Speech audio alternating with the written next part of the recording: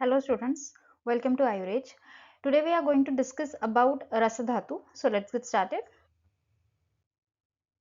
सबसे पहले हम देखेंगे रस धातु क्या है, रस धातु की परिभाषा क्या है. तो सुश्रुत संहिता सूत्र स्थान में आचार्य सुश्रुत ने बताया है तत्र पंचभौतिकस्य चतुर्विधस्य षडरस्य द्विविधवीर्य अष्ट विधवीर्य स्वया अनेक गुणस्योपयुक्त आहारस्य सम्यक् परिणतस्य यस्तेजोभूत सारः परम सूक्ष्मसः रस इति उच्यते. सो इस श्लोक का ये अर्थ है कि जो खाना हम खाते हैं, जो आहार हम लेते हैं, अगर वो आहार पंचभूतों से बना है, वो आहार जो पंचभूतों से बना है, चार प्रकार का हो. चतुर्विधस्य मतलब जो चार प्रकार का आहार आयुर्वेद में ग्रहण करने के लिए बताया गया है, जिसे कहते हैं आशित, खादित, पीत, लेह. तो अगर ये चार प्रकार का आहार हम ग्रहण कर रहे हैं, अगर वो आहार पंचमहाभूत युक्त है, अगर वो 6 रसों से युक्त है, 6 रस जो आयुर्वेद में बताया गया है, मधुर, अम्ल, लवण, कटु, तिक्त, कषाय. सो अगर वो आहार इन 6 रसों से युक्त है और उसके 2 वीर्य है, उष्ण या शीत वीर्य से युक्त है, तथा अनेक गुणों से युक्त हो, तथा उस आहार में अनेक गुण हो जो कि हमारे हेल्थ के लिए, हमारी सेहत के लिए अच्छे हैं, और जो सम्यक रूप से पच जाए, जो जिस आहार का डाइजेशन प्रॉपरली हो, जो सम्यक रूप से पच जाए, और उस पचे हुए आहार का जो अत्यंत सूक्ष्म अग्निजन्य सार बनता है. सो यहाँ पे क्या बताया गया है कि अगर हम प्रॉपरली पंच महाभूत से युक्त, 6 रसों से युक्त, जिस आहार के विविध वीर्य हो, जिस आहार में अनेक गुण हो, और जो 4 प्रकार का आहार हो, अगर हम ऐसा आहार ग्रहण करते हैं और उस आहार का अगर प्रॉपरली डाइजेशन हो जाता है, मतलब अगर वो आहार सम्यक रूप से पच जाता है, तो उस आहार का अत्यंत सूक्ष्म ऐसा सार बनता है. अत्यंत सूक्ष्म मतलब वेरी माइन्यूट, और सार से मतलब है एक बहुत fully nourishing part of that आहार. उस आहार का जो फुल्ली नरिशिंग पार्ट है, अगर वो ऐसा सार तैयार होता है, तो उसी सार को रस कहा जाता है, और उसी सार को हम रस धातु कहते हैं. तो जो आहार पंचमहाभूत से युक्त है, 4 प्रकार का हो, मतलब 4 आशित, खादित, पीत और लेहम, जो 6 रसों से युक्त हो, उष्ण शीत वीर्य का हो, और अनेक गुणों से युक्त हो, और उसका सम्यक पचन हो जाए, प्रॉपर डाइजेशन हो जाए, तो उसमें से अत्यंत सूक्ष्म सार बनता है, और उसी सार को रस धातु कहा गया है. और इसी धातु का अगर हम मॉडर्न कोरिलेशन देखें, तो हमने प्रीवियस लेक्चर में देखा है कि हम रस धातु को प्लाज्मा से समझ सकते हैं, और यहाँ पे अगर इस प्रोसेस से हम मॉडर्न कोरिलेट करें, मॉडर्न कोरिलेशन देखें, तो plasma, we know that plasma is also liquid part of the blood का लिक्विड पार्ट होता है प्लाज्मा, जो कि मेनली किससे बनता है, जो हम खाना खाते हैं, वो उस खाने में जब डाइजेशन प्रोसेस स्टार्ट होती है, उसके बाद उस डाइजेशन प्रोसेस में उस खाने से जो न्यूट्रिएंट्स है वो एब्जॉर्ब होने लग जाते हैं. एब्जॉर्ब स्टमक में होते हैं, इंटेस्टाइन में होते हैं.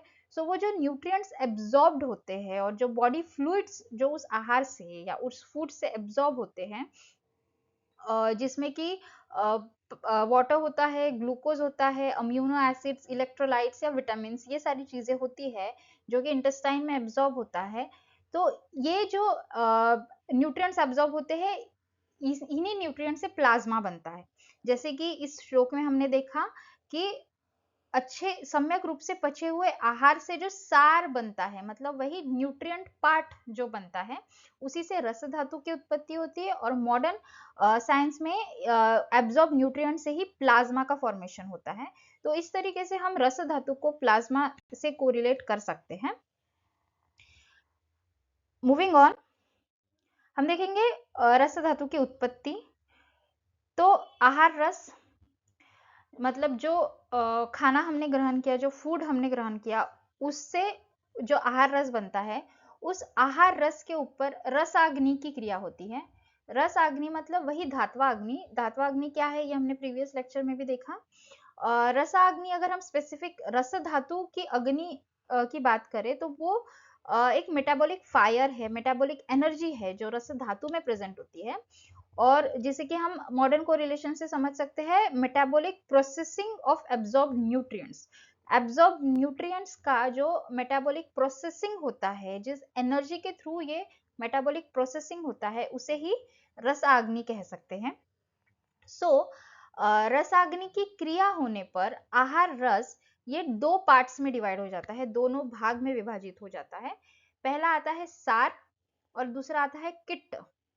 सार उसे प्रसाद भाग भी बोला जाता है, और जिसे हम समझेंगे जो कि यूजफुल भाग होता है, यूजफुल पार्ट होता है और नरिशिंग फैक्टर होता है। इस पार्ट से आगे नरिशमेंट होती है, आगे फॉर्मेशन होता है दूसरे स्ट्रक्चर्स का। और किट्ट भाग को मल भी कहा गया है। ये नॉन यूजफुल और नॉन नरिशिंग फैक्टर होता है, नॉन यूजफुल फ्रैक्शन होता है, जिससे कि आगे जाके एक्सक्रीटरी प्रोडक्ट्स बनते हैं, मतलब वेस्ट तैयार होते हैं।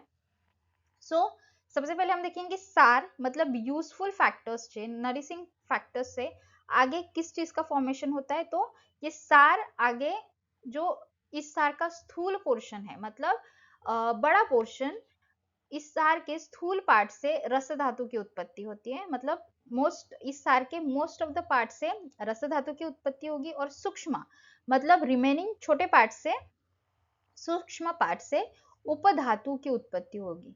और ये उपधातु भी कौन से, ये रस धातु के उपधातु होते हैं। उपधातु मतलब हम समझेंगे सेकेंडरी टिश्यूज।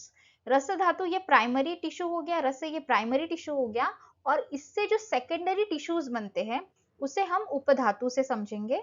और ये उपधातु फॉर्म होते हैं या तैयार होते हैं मेन धातु, मतलब जो मेन प्राइमरी धातु है उसके पाचन के दौरान या उसके फॉर्मेशन के दौरान ये सेकेंडरी धातु और उपधातु तैयार होते हैं।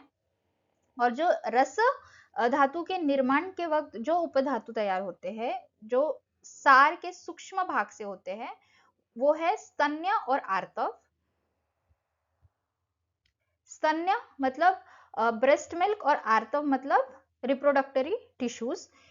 ये दो चीजें रस धातु की उत्पत्ति के वक्त ये दो उपधातु निर्माण होते हैं और फॉर्म होते हैं।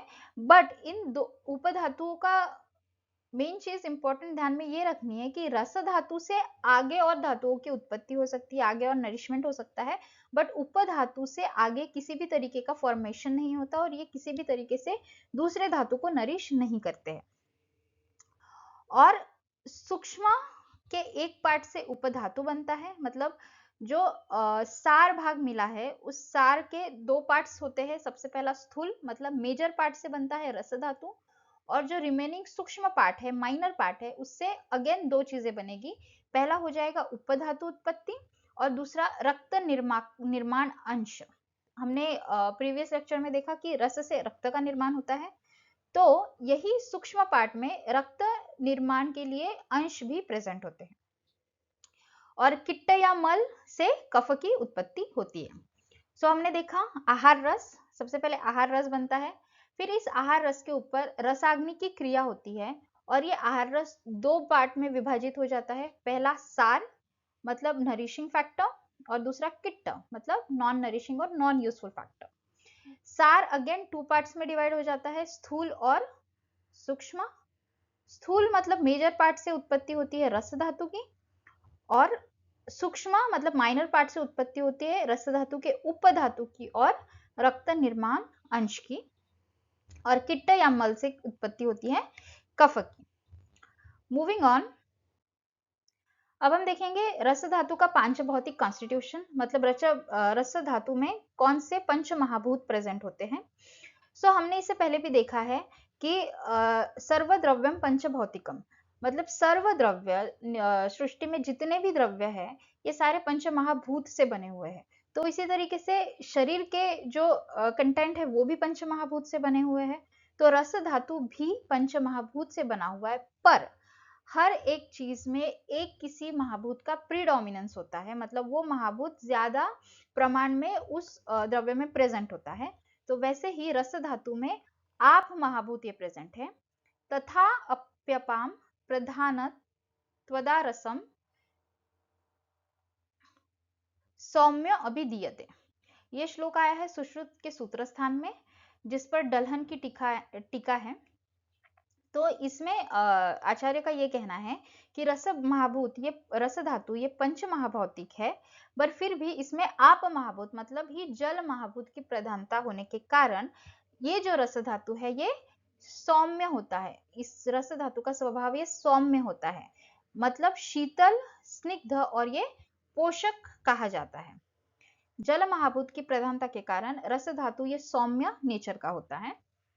और रस धातु में जो बाकी के महाभूत प्रेजेंट हैं, उससे रस धातु में कौन से कंटेंट मिलते हैं और कौन से कंटेंट्स पाए जाते हैं, जिससे कि हम ये समझ सके कि रस धातु पंच भौतिक है। वो कुछ इस तरीके से है कि अगर हम रस धातु को प्लाज्मा के साथ कंपेयर करके देखें तो उसमें जो पार्थिव अंश रहेंगे, मतलब पार्थिव अंश मतलब पृथ्वी महाभूत के कोई अंश रहेंगे, तो वो है प्रोटीन्स। प्लाज्मा में जो प्रोटीन प्रेजेंट होते हैं, for example serum albumin, serum globulin, ये सारे जो प्रोटीन्स है, इसे हम पार्थिव अंश कह सकते हैं। नेक्स्ट आ जाएगा आप्य अंश, मतलब जल महाभूत के कौन से अंश, तो जो भी स्नेह इसमें प्रेजेंट होता है, फॉर एग्जांपल लिपिड्स, फॉस्फोलिपिड्स और कोलेस्ट्रॉल जो प्लाज्मा में प्रेजेंट होता है, उसे हम आप्य अंश कह सकते हैं। उसके बाद आग्नेय अंश, मतलब अग्नि महाभूत का कौन सा अंश रहता है, तो जो विटामिन और एंजाइम्स प्रेजेंट होते हैं प्लाज्मा में, जैसे कि vitamin A, vitamin E, vitamin C, या फिर जो एंजाइम्स प्रेजेंट होते हैं वो दर्शाते हैं आग्नेय अंश को। और अगर वायवीय अंश की बात करें, मतलब वायु महाभूत के कारण, वायु महाभूत के कौन से अंश प्लाज्मा में प्रेजेंट होते हैं, तो उससे हम समझ सकते हैं गैसेस जो प्लाज्मा में प्रेजेंट होते हैं, फॉर एग्जांपल ऑक्सीजन और कार्बन डाइऑक्साइड। तो इन सारे कंटेंट से हम समझ सकते हैं कि प्लाज्मा ये पांच भौतिक है। और क्योंकि हम प्लाज्मा को रस के साथ कंपेयर कर रहे हैं या फिर रस को प्लाज्मा के साथ कंपेयर कर रहे हैं, तो इस तरीके से हम समझ सकते हैं कि रस ये किस तरीके से पंच महाभौतिक हो सकता है। और एक इंपॉर्टेंट चीज जो यहाँ पे ध्यान रखने वाली है कि रस धातु ये आकाश महाभूत वर्जित होता है। रस धातु में आकाश महाभूत प्रेजेंट नहीं होता है। पार्थिव महाभूत, आप्य, आग्नेय और वायवीय अंश रस में पाए जाते हैं। आगे हम देखेंगे रस धातु के भेद। तो चरक संहिता के ऊपर आचार्य चक्रपाणी की टीका है, उसमें उन्होंने रस धातु के दो भेद बताए गए हैं। पहला आता है स्थाई और दूसरा आता है पोषक।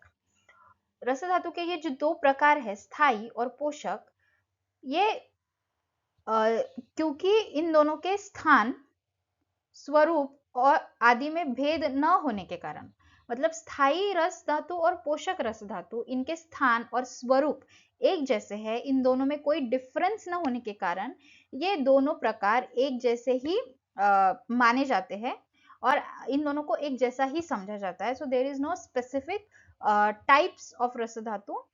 स्थायी रस धातु मतलब जो रस धातु के लोकेशन में प्रेजेंट होता है, और पोषक रस धातु मतलब जो दूसरे धातुओं को पोषण देता है। बट क्योंकि स्थायी रस धातु और पोषक रस धातु का स्थान और स्वरूप एक जैसा है, तो इन दोनों को एक जैसा ही माना जाता है। वास्तव में इन्हें एक ही माना जाता है। Moving on, that's all for today's lecture.